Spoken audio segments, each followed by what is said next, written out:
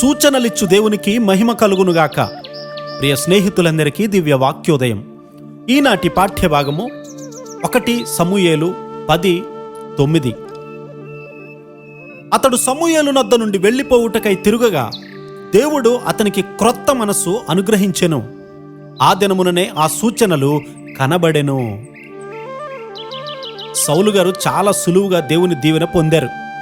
ఇశ్రాయేలు యొక్క అవసరత ఎంతో గొప్పది. అందువల్ల దేవుడు అతనికి ఆ ఆశీర్వాదాన్ని ఇచ్చారు. కొంతకాలము ఆ ఆశీర్వాదాన్ని అతను నిలవబెట్టుకున్నాడు. ప్రత్యేకమైనటువంటి అవసరత సమయాల్లో దేవుని ఆత్మ అతని మీదకి దిగేది. దేవుని ఆత్మ సౌలు గారి మీదకి దిగుచూ ఉండేది. అతడు ఆయన సన్నిధిలో నడుస్తూ ఉన్నాడు. అయితే రోజులు గడిచే కొలది దేవుని నడిపింపు అతనికి వెక్కసమైంది. కొన్నిసార్లు దేవుని నడుపుదల మనకు సాధారణమైపోతాయి. అయితే చాలా జాగ్రత్త పడి అలా నిర్లక్ష్య పెట్టకుండా ఉండాలి. సౌలు గారు కొంతకాలము మట్టుకే దేవుని చేత నడిపించబడ్డాడు. యెహోవా ఆత్మ సౌలును విడిచిపోయి యెహోవా యొద్ద నుండి దురాత్మ ఒకటి వచ్చి అతనిని వెర్రపింపగా ఆ సమయంలో దేవుని ఆత్మ సౌలుపై ఉండలేని సమయం ఒకటి వచ్చింది. దేవుని ఆత్మ దావీదు మీదికిని దురాత్మ సౌలు మీదికిని వచ్చెను. తన బాధ్యతల నుండి సౌలు తప్పించుకోవాలని చూశాడు. అతడు జనులు అలా చేశారు అంటూ ఉన్నాడు. ఒక నాయకునిగా ప్రజలపైకి తప్పు నెట్టడాన్ని బట్టి దేవుని ముందు బాధ్యతారహితంగా ప్రవర్తిస్తూ ఉన్నాడు.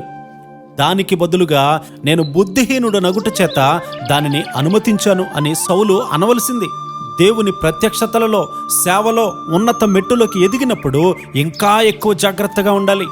ఆయనకు దూరంగా ఉన్నప్పుడు మనము చాలా తప్పులు చేశాము సరే, కానీ ఇప్పుడు దేవుని ఆత్మకు అభ్యంతరము కలుగజేయడం చాలా తీవ్రమైనటువంటి పొరపాటు.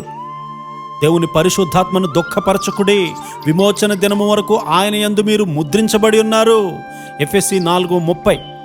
మనము తిరిగి జన్మించినప్పుడు దేవుని ఆత్మ మనలను సర్వసత్యంలోనికి నడిపిస్తుంది.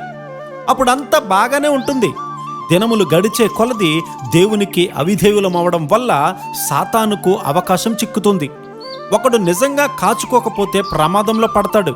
అవును, నీ ప్రార్థనలకు జవాబు వెంటనే వచ్చినా కూడా అజాగ్రత్తగా ఉంటే సాతాను పడేస్తాడు.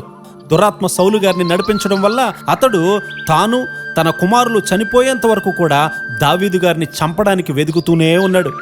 సాతాను కుటుంబాలను నాశనం చేయాలని చూస్తూ ఉన్నాడు.